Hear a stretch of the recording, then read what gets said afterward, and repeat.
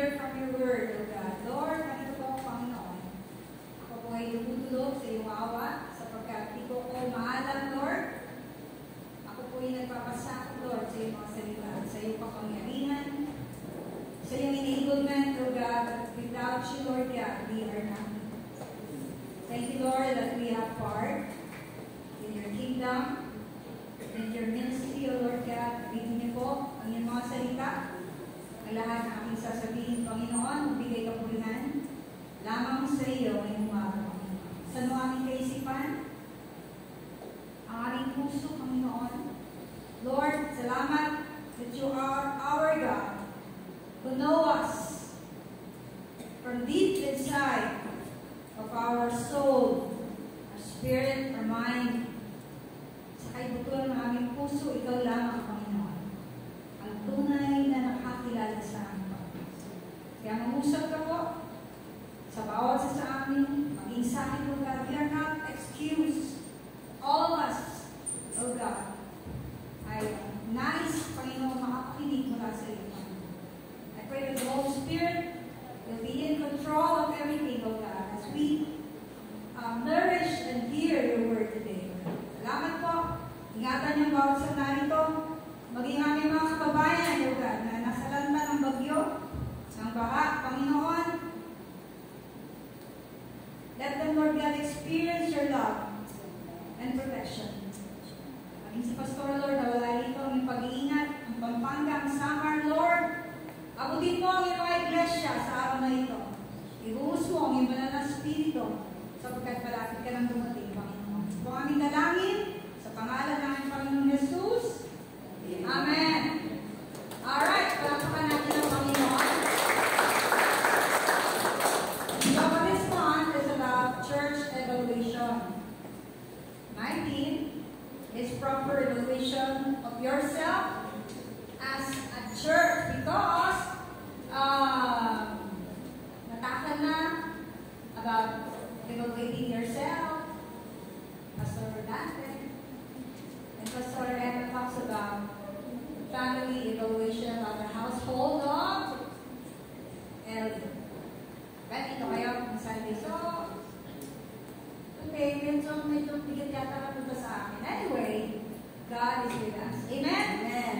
So, church evaluation. Sa ating text, para tayo po ay mabilis. Sabi niyan, 1 Peter chapter 4, verse 17. Sabi niyan, for it is time for judgment to begin with the family of God. And if it begins with us, what will the outcome be for those who do not obey the gospel of God? So, pagkatingin niyo yung verse niya, parang mabigat. Ano ba? Parang nakakatakot. Kasi, tama lang daw ng judgment ng Panginoon ay magsisimula sa kanyang, ano pangalan dyan natin? Sambahayan. Yan, ang pinili ng ating pangalan ng church natin. Sambahayan ni Kristo. Yan, the family of God. Alright. For my introduction, sabi niya, etong July is our evolution month. So, ang council ay nag-evaluate kami ng buong program and then your department ay hindi mo ligtas. Tama ba? So, I was really blessed yung sinabi ni Pastor Dante. That's why I want to call that again. Sabi dyan, di ba? Yun daw, an unexamined life. Sabi ni, sino nagsabi naman? Socrates.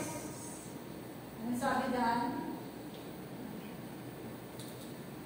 An unexamined life is not worth living.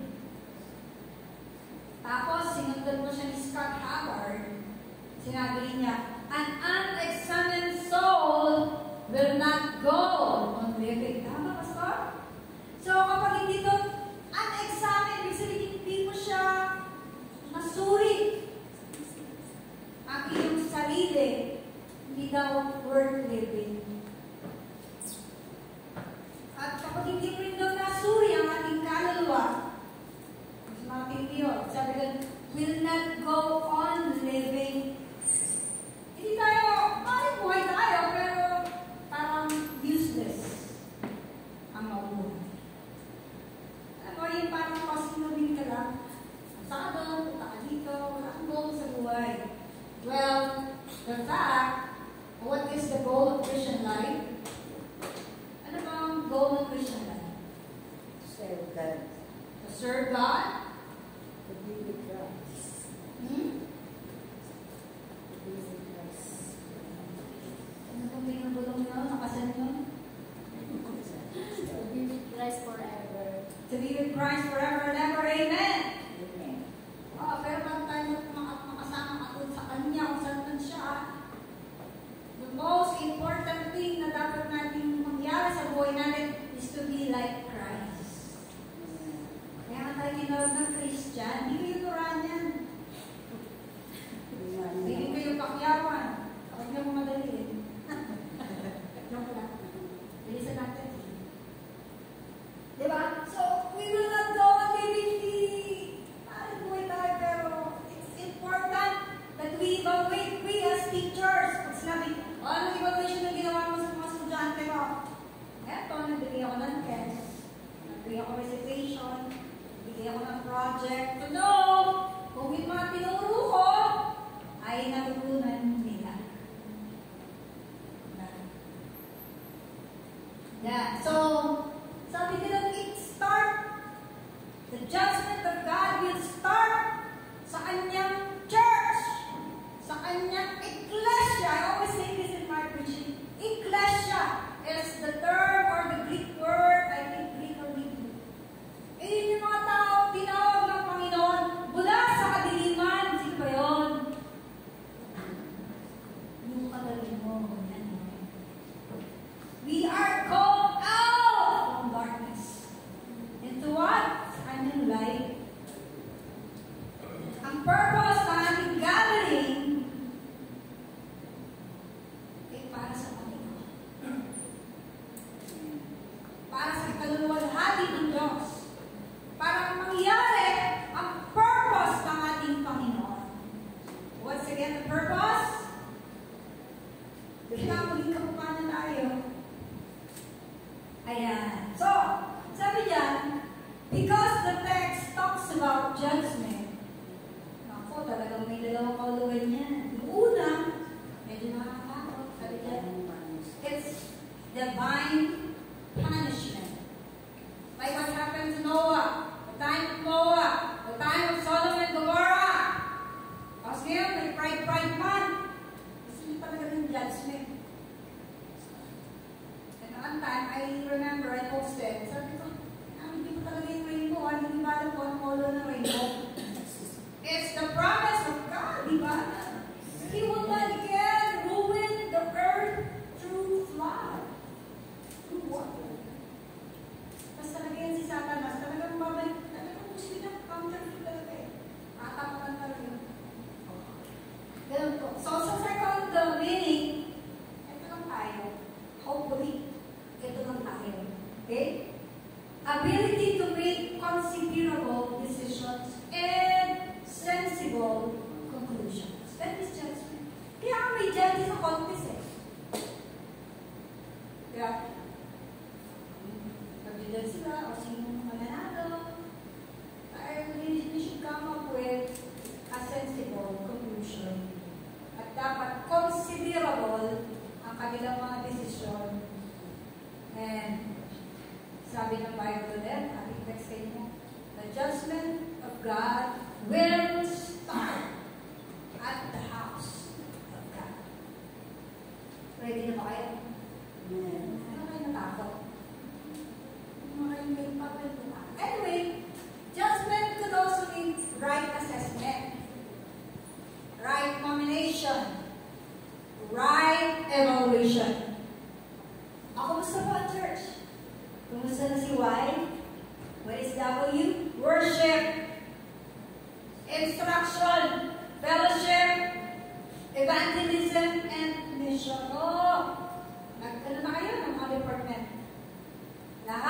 department nagre-report. Kumusta na ang worship? Sino ang hindi late kanina? Ha? Worship? Oh, we love to worship. But give God on time. Amen. You give all your best to the Lord. Everyone can see. Kahit pang mundo, kaya magtayo yung mata natin. But true worship is Romans 12:1. What is Romans 12:1? Nagdagan niyo yung memory verse na. Present your body holy, pleasing, acceptable unto God as your reasonable worship. That is worship. And for the singing, buhay po natin. So, alam niyo yan. Instruction, ako sabakay sa module, ngayon ang dami nyo natuloy ni Pastor Hazel. Fellowship, of course, check. We love the fellowship, right? Fellowship. Sa loob, sa labas, kain dito, kain doon. How about evangelism? Salamat sa Panginoon.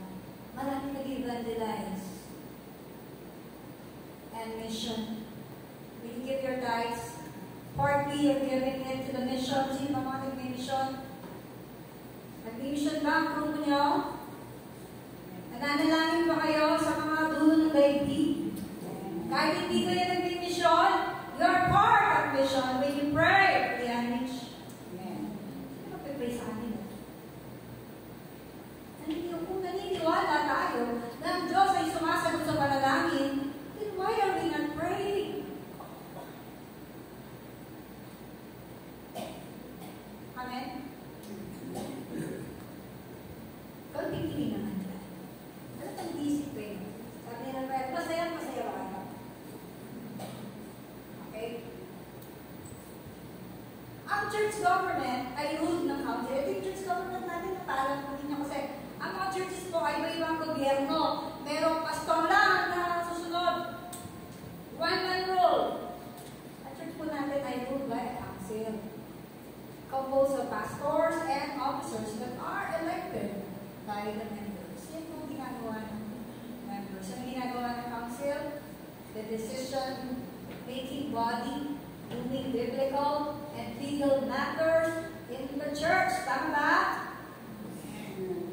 And the members are the one who elect the officers. Yan po yun. Tingnan po tayo ay nakasek, registered. Tingnan kayo sa langit, nakarehistro, maging sa gobyerno. Nakarehistro. Hindi mo ba yung kalorong na? So pag may nagtanong sa inyo, this is our church government. You should know. Kahit gusto ni Pastora, pag hindi na-approve ng councilyo, hindi mo mangyayari. Kaya nung araw, ang sabi ni Pastor Ann, I want pastors to be in the council. Why? Because the pastors are still the voice of God. We are not perfect.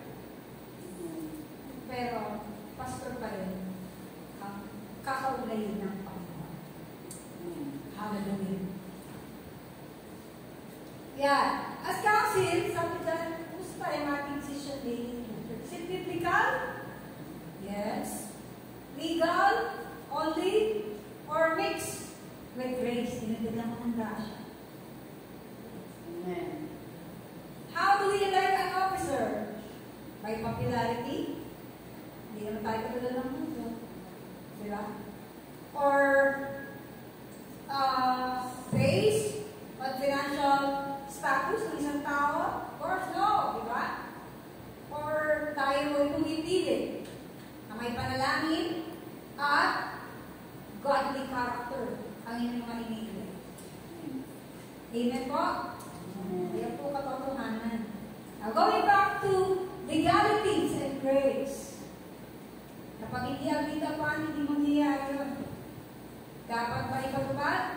O paminsan-minsan may pinalulusot po tayo. Or minsan, discretion ng pastor. Alam nyo, may power. Kung may power of attorney, there are times, merong discretion sinasabi si pastor. That is your church government. Amen? Amen. Okay, thank you very much. So sabi dyan, dapat ang church ay meron din grasya.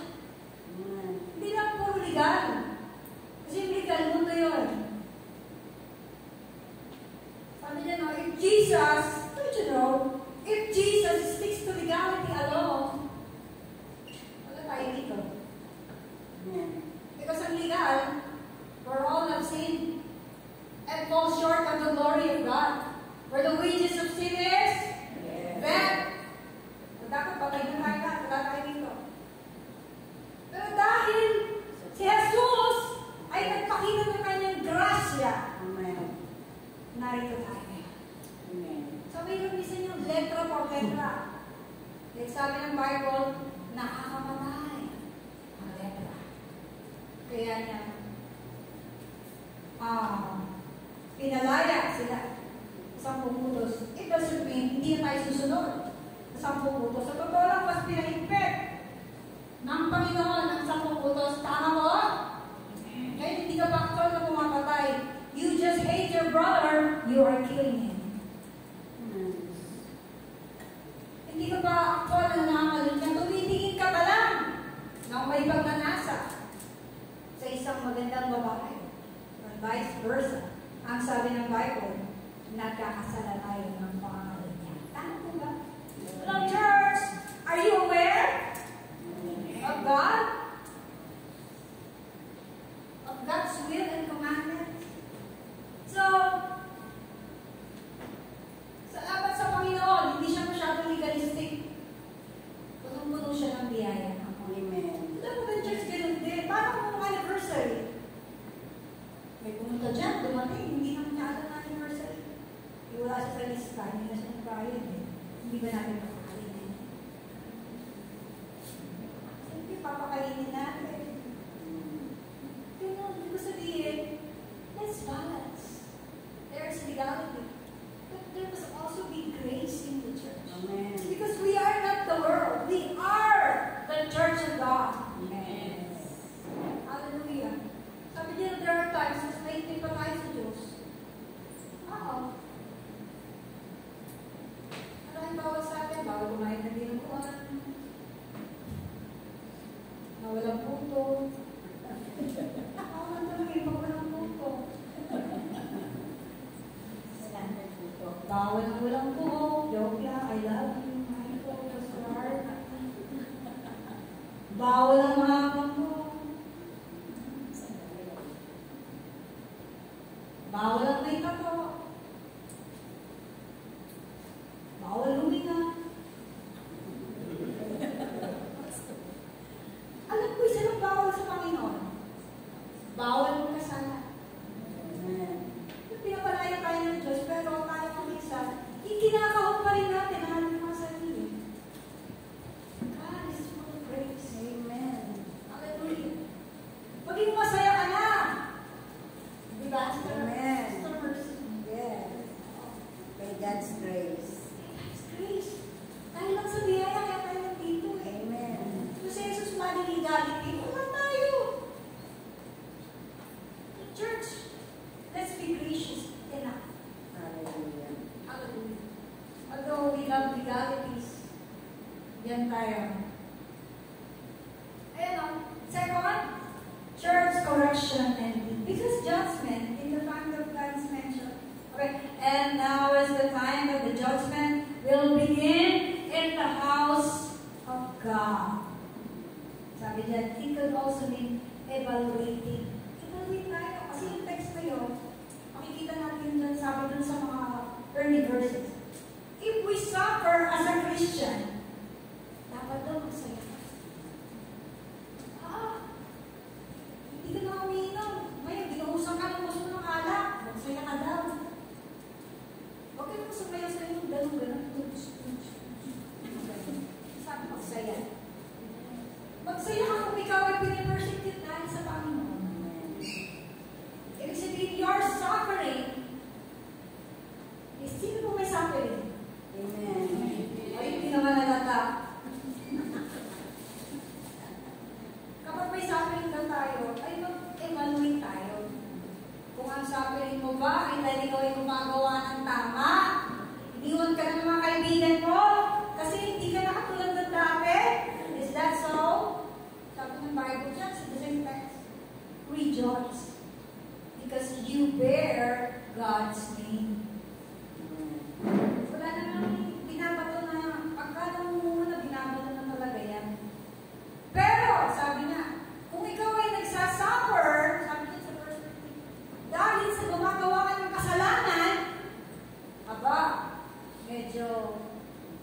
mag-bonus dili ka. Alam niyo ba na ang kasalanan ay palaging may consequence? Amen. When we were young people, nandun tayo sa likod ng Gloria. Hindi ko lang kung si Pastor Paquito ay speaker natin sa youth anniversary or church anniversary. Naalala lang si Pastor Paquito. Sabi niya, lahat naman ginawa ko sa church. Masipag siyang pastor. Matapat siyang pastor. Lahat ginagawa niya. Lord, bakit hindi lumatagong ang iglesia? Hindi ba nag-reveal ang Panginoon sa kanya? Nalaman na lang niya, ang asawa niya, nagpalanlan. So, syempre, para siyang pinagsakluban ng langit at lupa. Kaya dali, bakit mo ginawa yun? Ang church talaga, nakakita ko. Of course, restoration happened, forgiveness. It happens. Nangyari ko yun siya sa mga. Do we suffer? Dahil may pagsubok, meron din natin eh. So, meron siya konting pagkulang, pero we understood that he was tested by Satan. Amen. And God permitted. So, ganun mga suffering. I-evaluate natin. Bakit tayo nagsasuffer? Dahil ba gagawan natin? O dahil sumusunod ka sa kalooban ng Diyos? Evaluate our suffering. Hallelujah. Sabi dyan, Hebrews 12:6, because the Lord disciplines those He loves. Katulad siya ng isang ama na nagdidisiplina ng kanya. Sino rito ang mga ama? Paano kayo magdisiplina ng anak mo? Bakit mo sila dinidisiplina? O baliktad na, kayo nang dinidisiplina ng inyong anak? Pag pinitigil din naman kayo, mas manong ng tingin sa'yo eh. Tapos sabihin mo sa'yo, ano na naman papa? Aba, baliktad na. Ano na naman papa ang ginawa ko? Aba, malakas pa ang boses sa'yo. God is like a good father who disciplines his child. Because He loves them, He punishes everyone He accepts as sons. Diba? Ikaw, Jonas, ha? Sabi ko pa ang NB. Saan ano pa si Jonas? Sige, nag-box yun sa loob ng disobedience. At hindi tayo sumusunod sa Panginoon, wala nang meron tayo sa difficulties. I have a friend, dahil mo kaibigan. Christian siya. Pastor pa halos, kapasok na Bible school. Kaya wala kami for a while. Tapos, nabalita ko, nagpakasal niya sa Iglesia ni Cristo. Dami nilang anak, 6. So, okay, that's what you want. Sige. Tapos, siniwalayan siya. Sumama sa isang kabilang federasyon. Iniwan siya ng 6 mga anak. So, that's in the chat, sir. Kung nag-usap lang kami, maumusta ka na. Pag walang pera, nililibre ko sa Jollibee. Yung 6 niya anak, hindi na pabinyagan. So, ang nangyari, magkita-kita kami, pinagtag-iisa kami namin kasi 6. Malaki na, hindi nabibigay sa church nila. Nasa church nila kami. Alam niyo, Diyos, hindi ka tolerate. Kasi sinasabihin, kasi ikaw, ganito ka kasi, ginawa mo kasi, hindi na, alam niya na yun.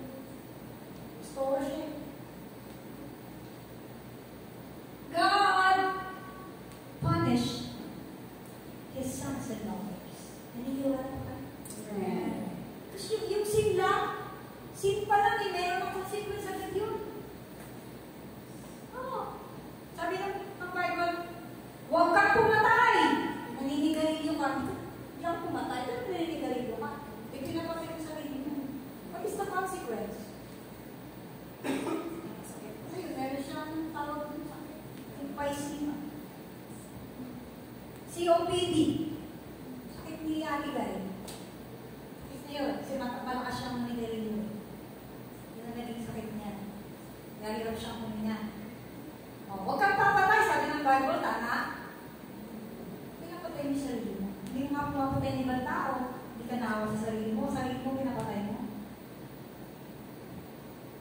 Sometimes sin itself will have its consequence. Hallelujah. And, sabi sa verse 8, we do not experience discipline when we are illegitimate sons. Anak ba kayo sa labas? O sa loob? Pag anak kayo ng Panginoon, sigurado, itutuwid na rin. Amen. Hallelujah. Thank you, Lord. God disciplines us through circumstances, problems, and difficulties. Alam niyo na yung next week. Minsan sickness, minsan humiliation, iyain ka ng Panginoon na magbago ka. Pastor, ang madalag. Ako ay isang school teacher na sa Alandang Miracle Life. Pastor niya, si Pastor Nick, si Pastor Abe. At talagang marunong si Pastor, sa awangan niya nito. Lumalabot siya sa klase kailangan ng tulimid. Pero naninigaling siya, sabi niya. One day, binisita siya ng kanyang mga pastor. Sa hiya niya, dahil tumarating na sila, ginanong niya yung mga matatanda ko pero sigarilyo. So, yung sigarilyo, napunta sa kanya dito. Pasuyo kamay niya. That's the time na realize niya that he should stop smoking. Ano na yun? Endpoint. Pinahiya siya ng Panginoon. Hindi pa yung pakuba natin. Hindi pa hiya tayo ng Diyos para pigilan natin ang mga alagang kasalanan ng meron tayo. So, I hope wala po na nito. Praise the Lord. Yan. Sabi dyan, mas mabuti daw na nakakaramdam tayo, nakakaranas tayo na ano? Ng paghusga at pagtutuwid ng Panginoon habang nandito pa tayo. Kasi kung nandun ka na, actually sa pagkakarating ka ba doon? Patupuntahan natin kapag ganun tayo. Hindi tayo tumigil sa kasalanan. Hindi na makarating. Baka lalit-lalitan na ang marating mo, baka postingan ng meron ko, hindi na makarating. Pero totoo, impyerno ang pala ang pupuntahan mo. Ganun na eh, no? Gusto ng langit eh, no? Pero sa church ka, hindi makarating, mas malayo yun, no? Hello? Hello, church? Sino gusto pumunta ng langit? Amen. Siyempre naman, kailangan na salamat. Salamat.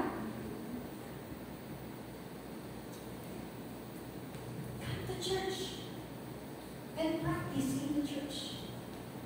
And come early in the church. Amen. Hallelujah. Sabi ko kay Sister Mercy nung araw, alam mo, permit me to say this word, no, hindi ko kayo eh. Yung mga matatanda na iglesia, because I was the young people during that time. I never saw them late. Kahit na maliliit pa ang anak nila.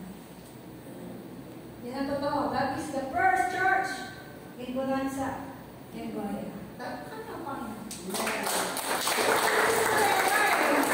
Teenager ako, maliit pa si Dong. Si Harold, maliit mo. Hindi sila nalilate.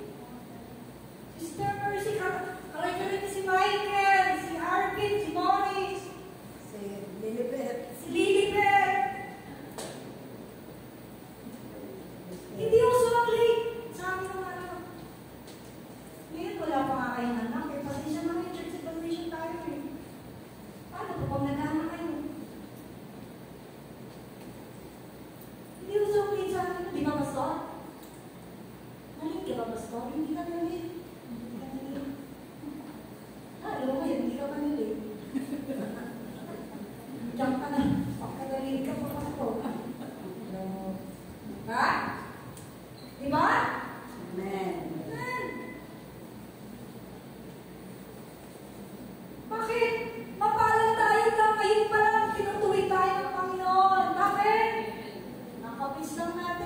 Who wants to be a bride of Christ? Sino yung bride of Christ? Sabi ni Paul ipinrepresent ko kayo parang isang dalaga na karapat-dapat sa kanyang groom. Karapat-dapat ba tayo? That's grace. Bride ng Panginoon. Dapat maging spotless tayo on that day that the Lord will come back. Amen. Kung babalikan niya, kumito pa rin tayo. Ilan tayo na yung church? 40.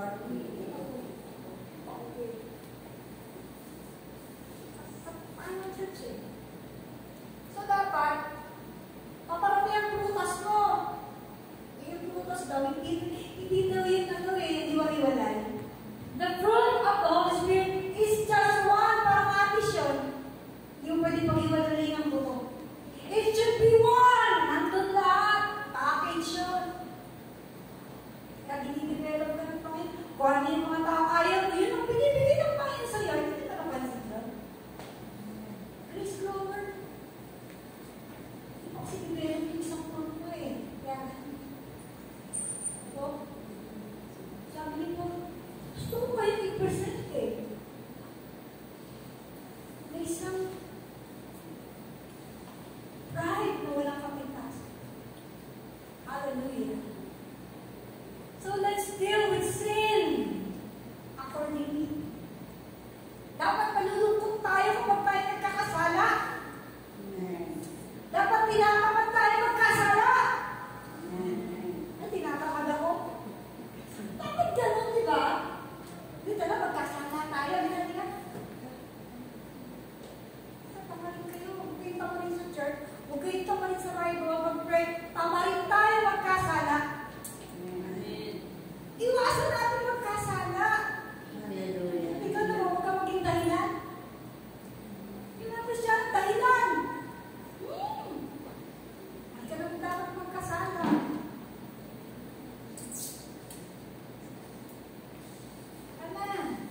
We'll read what is it. What was Corinthians chapter? Walang buwang ang kasalanan sa karya ng Diyos. Ang mga ganito, ang mga ganon, isa-isay ko ba? Ang mga kaanuhan, ako, wala yung buwang saan sa karya ng langit. So dapat wala rin buwang sa ating buwan. Kaso, we sin every day. Do you realize we sin every day? Ang mabuti lang na hindi mo alam eh. Ay naalam mo eh. Na hindi mo ginagawa. Nagkakasala na tayo. Yun pa lang. Alam mo tama. Hindi mo ginagawa. Nagkakasala ka sa atin. Yan. Dito pa tayo sa pangatlo. The church as evaluators and little judges. Don't you know that we are evaluators and little judges? In 1 Corinthians chapter 6, 1 to 8, basahin ko lang. Sino bang magaling magbasa dito? Sabi pa, alam mo yung Bible niyo. May basa nga po, 1 Corinthians chapter 6, 1 to 8. Sige po. Chapter 6. 1 to 8. Opo. Kapag ang sino man sa inyo ay may reklamo laban sa isang kapatid, mangangas ba siyang magsakdal sa harapan ng mga sasama at hindi sa harapan ng mga banal? Hindi ba ninyo nalalaman na ang mga banal ay hahatol sa sanlibutan? At kung ang sanlibutan ay hahatulan ninyo, wala ba kayong kakayahang humatol sa napakaliit na bagay? Hindi ba ninyo nalalaman na ating hahatulan ang mga anghel? Gaano pa kaya ang mga bagay na may kinalaman sa buhay na ito? Kung kayo nga'y mayroong usapin tungkol sa mga bagay ng buhay na ito, itinatalaga ba ninyong hakukom ang mga taong maliit lamang ang pagkilala ng iglesia? Sinasabi ko ito upang mapahiya kayo. Wala bang kahit isang man tao sa inyo na marunong na may kakayahang magpasya sa kanyang mga kapatid? Kundi ang isang kapatid na nagdidemanda laban sa kapatid, at ito'y sa harapan ng mga hindi mananampalataya? Sa katunayan, ang magkaroon kayo ng usapin laban sa isa't isa ay isa ng pagkatalo para sa inyo. Bakit hindi ninyo hayaan na lamang na kayo'y gawa ng masama?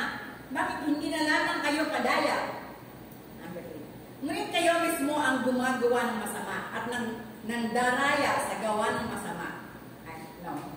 Ngunit kayo mismo ang gumagawa ng masama at nandaraya at ito'y sa inyong mga kapatid. Yes. Thank you po. Yan. Tama po yun. So, this situation po sa Corinto, ganyan po yung nangyayari sa kanila. Yung mga, pag sinabi po trivial cases, hindi mo maliliit lang ng sabihin yan. Sinabi trivial. Very big, petty ba? Tama? Petty things. Ang gagawin nila, yung mga nanampalatayado, talagang nagsasakbalan sila sa labas. Ang sabi ng gano'n, wala kang competent sa inyo. Kailangan talagang sasanggituhan.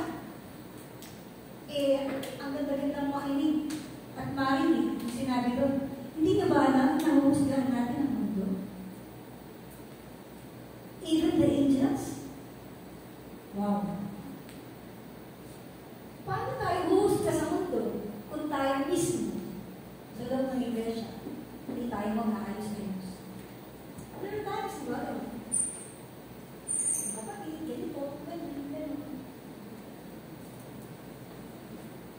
Ganyan ang nangyari sa Corinto, sa first Corinthians chapter 6. Handling trivial cases in the church. Alam na tayo mga pastors.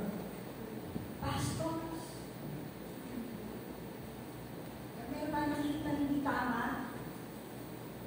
Hindi ko masama magsaway.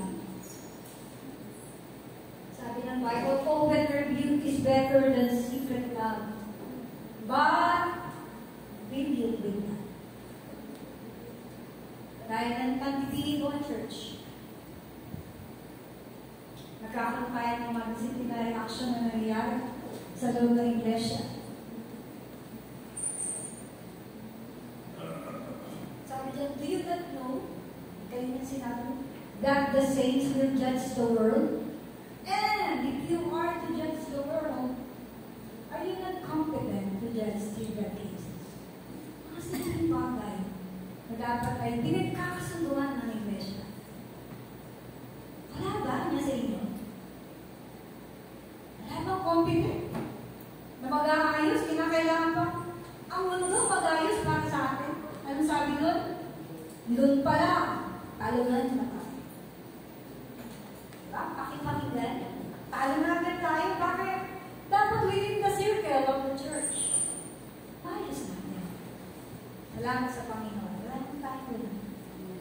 Kung meron man, sabi nga, how do you win an argument? How do you win an argument? Be quiet. Be quiet. Ano po? Be quiet. Be quiet. Let's not argue. Tapos na, wala na argumento. Lalo na kung ka-argumento mo, hindi naman nakikinig. Never mind. Kasi kung minsan, kung sino pa yung mali, sila pa yung maraming sinasabi. Pero yung mga tama, tahimik lang yan. Kung kinakailangan magsaway po tayo. Magsaway na may pag-ibig. At okay lang po yun. Pag tayo po yung sinasaway. Kasi mayroon pagsaway tayo, doon na tayo sa kabila. Hindi ka nasasawayin doon. Sabi sa tayo, yay, may kakampi ako. Yay, welcome! Welcome! Oh. Nasasabay sa'yo doon? Ano na yung kakampi? Pero dahil anak ng Panginoon, kinukorek ka niya. Amen. Amen. Kinukorek tayo. Mapalad ka, dito ka kinukorek. Ay, dito ka pa. Hallelujah. Sabi niya, we will just angels. So, dapat mas mamatalino ang mga anak ng Diyos. Let's solve ang conflict. Diba? Sabi ko, magsikatan ng araw na tayo magkakagalit. Hindi ba mas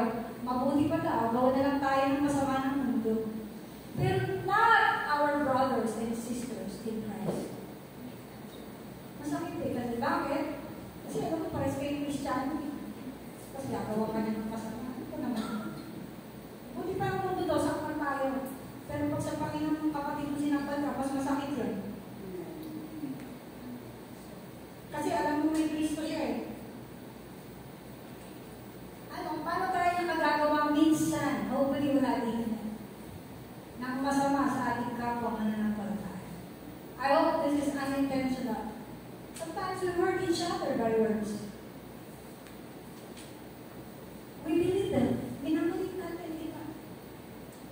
We judge each other. We find fault with each other. Alam niyo ba kung kaninong trabaho yan? Kaninong trabaho ang fault kayo? Kasi the accuser of the brethren, sabi ko. So yan eh. Kaya Lord, kaya lang yan naglilingkod. Kasi ganito yan. Huwag mo nang itrigahin ang kapatid mo sa Panginoon. Trabaho niya mo yan. You abuse. Ganito na kakit siya. Hindi mo lang alam bakit pinagdaraanan niya. Kaya siya ganyan. So be kind. And be understanding. Because we do not know kung anong pinagdaraanan ng ating kapatid sa Panginoon.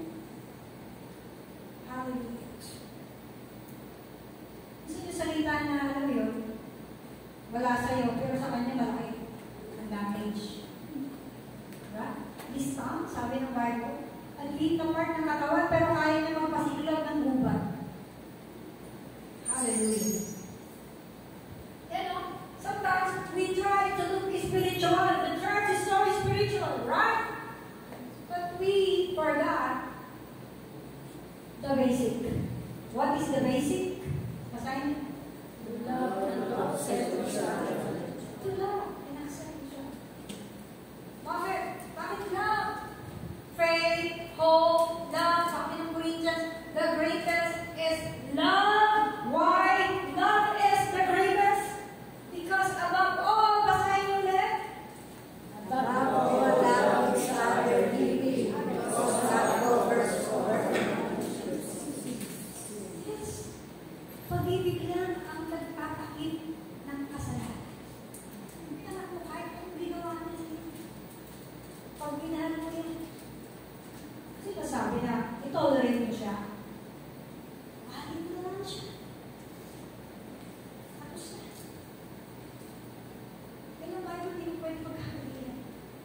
Love covers all kinds of sin. That's why Jesus overcame it. Kahit sa love na yun, carry over ang Panginoon na. Hindi naman tayo karapat dapat mahalin, karapat dapat ba tayo? No. Jesus loved us while we were yet sinners. Nothing Romans 5. He died for you and me. So I get to accept each other. Diba? Meron sa church na ka-accept. Kaya tingin din.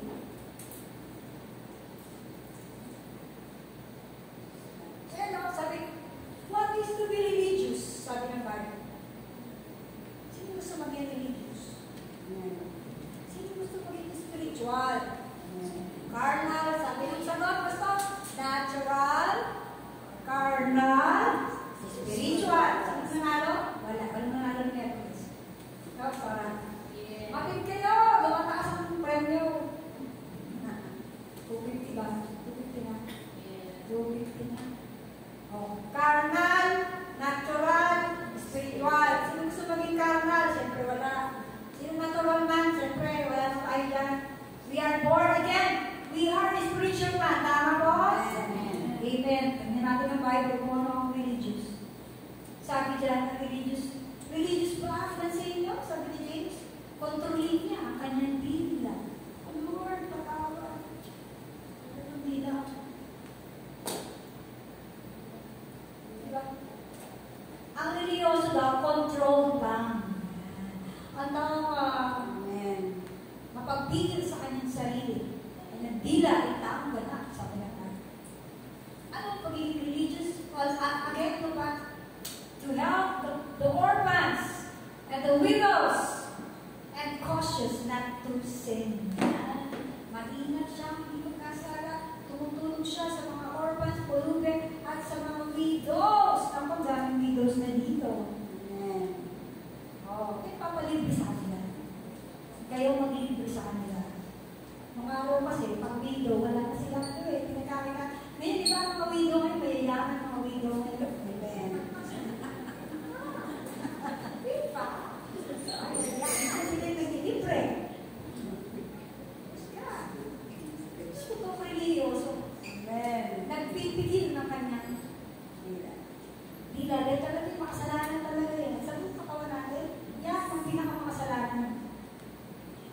tayo musga, madali tayo magsinungaling. Uy, kain ka na, hindi, masag pa ako, pero tutulog ka na. Hindi ka pagsisinungaling yun.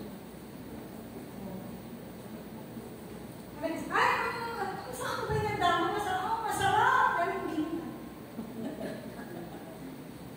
Sayang mo ako, friend. Masarap naman na pakalat lang. At least nagsalita ako. Masarap naman. Masarap lang naman. Nagdagaling pa rin. Hallelujah. Ayon sa mga psychologists, usapang psychologist tayo, mga pang-life ng kapwa, ito, yan na. Sabi nila yan, highly educated, mapipera, makapangyarihan, mga guwapo, magaganda, highly spiritual, in their own eyes. Ito yung napangilit ng tao. Ano ba yun?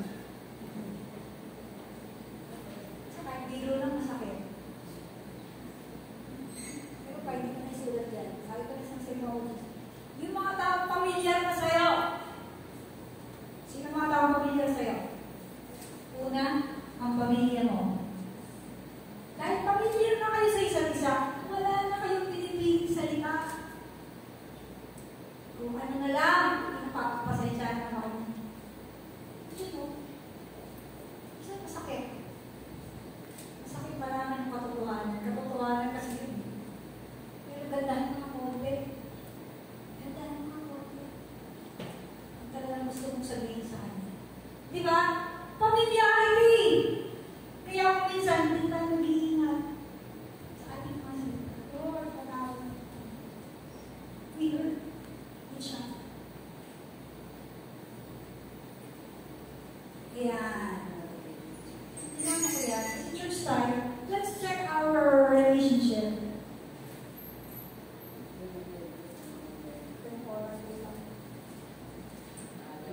Aga pa po?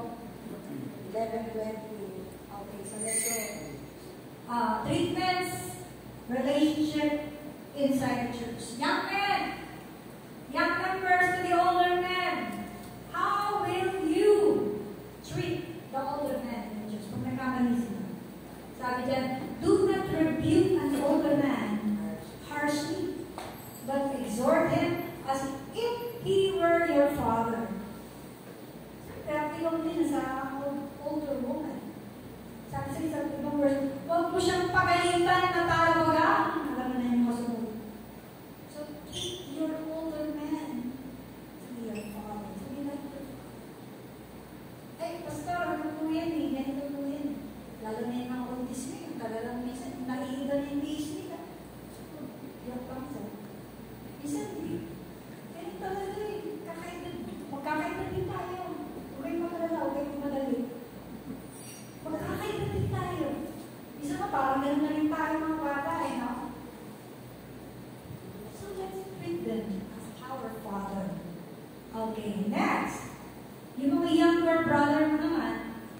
So, parang ito yan. YA, huwag mong bulihin yung young people. Young people, huwag mo rin bulihin yung mga kids. Treat them as your younger brother. Wala naman po yung dito. Wala naman. Mga older women, set an example to younger women. Sa pamumuhay, sa virtue, sa faith, serve sa Panginoon. Yes, you are an example. Alala ko na si Kuya, nagkaroon niya ng time na parang nag-backslide siya sa Panginoon. Kuya, ako, pasensya na. Sabihin ko lang. Kasi nagtrabaho siya. Nakabarkada. But we just keep on praying for him.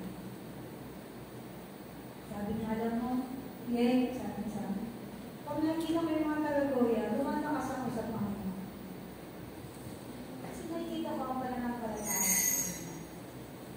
Pag nakikita kayo, kailan kayo mag-uwi na sa Panginoon. Hindi look up to you. Because you are the pillars of the church. Ano po yan? Sinabi ako yun. Kapali siya sa Panginoon.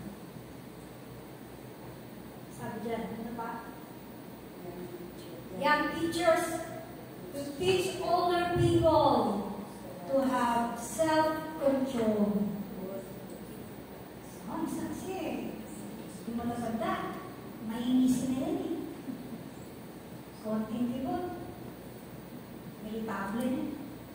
Sabi ng Bible, let us teach them to have self-control, worthy of respect, sound in faith, in love, endurance. Women, to dress in modesty. Saan siya makaya sa nakakot? Because we should be acting like the Church of God. Sabi na, dress with modesty. Ang kabataan. Hindi kailangan ipakita. Aba, ganda na din naman Pastor Raisa ng langgam. Diba? Langgamin ka nakabalot.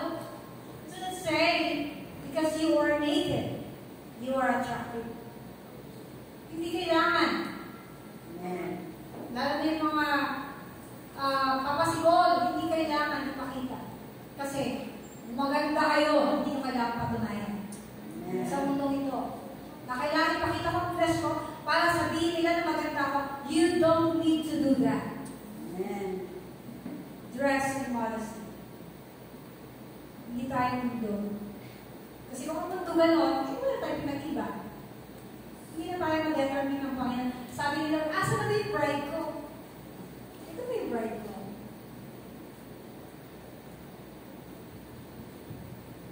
Sino po yun? Mga kabataan. Naganoon din yung mga lalaki. Diba? Kahit kami sa worship team, meron kami dress code dyan. Pag may talagang may sumisita.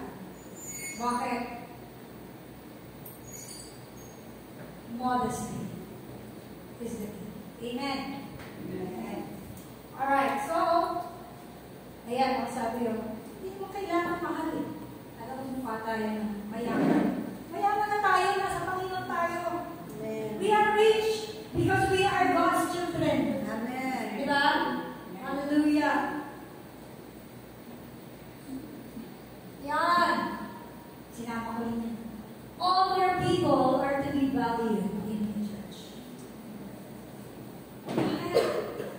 Alam natin ang mga huwag naman matatanda. Nagkakaedad. Pastor, totoo ako pag yung ang topic namin sa Catholic about the senior citizen. Hindi kami. Ang mga senior, pauna silang kakain. Or they will be served. Wala kasi basta pamigan niya talaga kami. No. We should treat the older people in the church. We should value them. Bakit? They are to be respected because of the wisdom and experience they have accumulated. Sabi yan sa Proverbs 31:20, Job 12:12. Honor the face of the older men. Buksan niyo po yung Leviticus 19:32. Ang ganda po nung sinabi dyan. Sabi dito, rise in the presence of the aged. Show respect for the elderly and revere your God. I am the Lord. Utos siya ng Panginoon. Rise in the presence of the aged.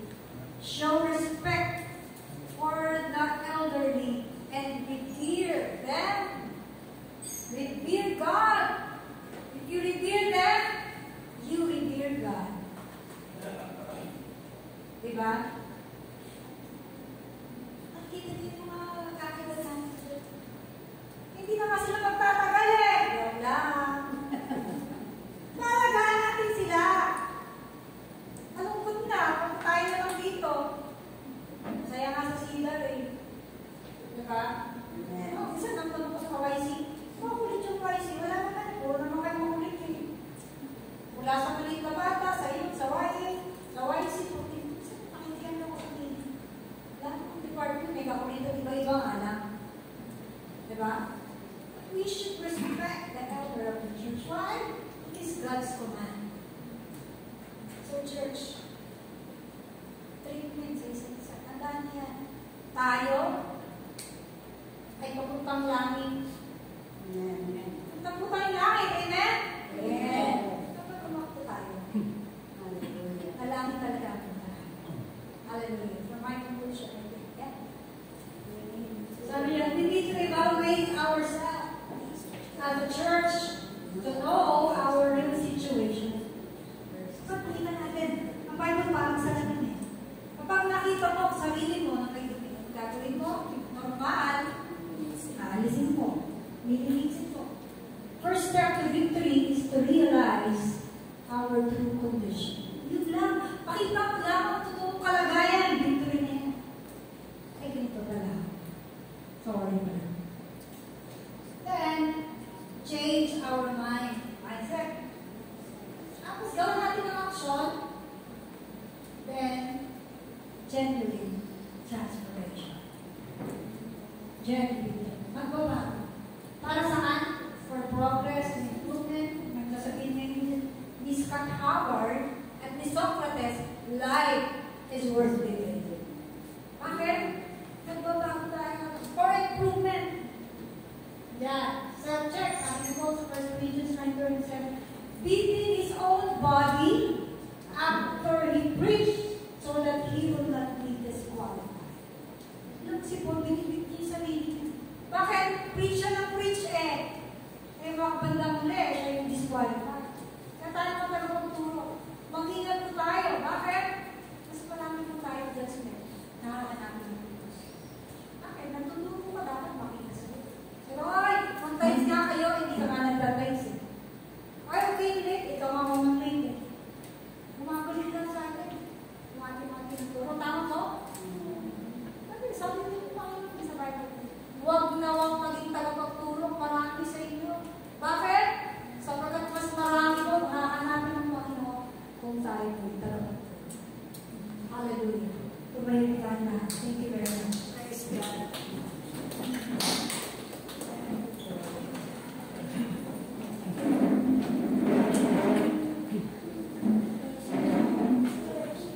Hallelujah. Tayo manalangin sa Panginoon. Praise God. Salamat sa iyo, Diyos, kung wala ito. Salamat niyo po ang aming mga napag-usapan. Yung mga salita ito sa aming narinig. Tulungan mo kami, Panginoon. Patuloy kami na naging bukas sa aming isip, ang aming puso. Sa pagbabago, Panginoon. Thank you, Lord, that you open our eyes. Patuloy ka, Panginoon. Magbago sa buhay namin. Forgive us sa mga nagawa namin mali. Meron po kami ginawang mali. Sa aming kapatid, sa Panginoon. Forgive us, Lord. And matututi kami pag-forgive, Panginoon. Turuan mo kami, Panginoon, ng mga bagay-bagay tungkol sa iyo, Panginoon, sapagkat kulang pa kami, Lord. Marami pa kami dapat gawin, panatilihin, para sa iyong kapulian. Salamat po sa gagawin mo. Ito ang aming dalangin sa pangalan ng Panginoon Jesus. Amen and amen.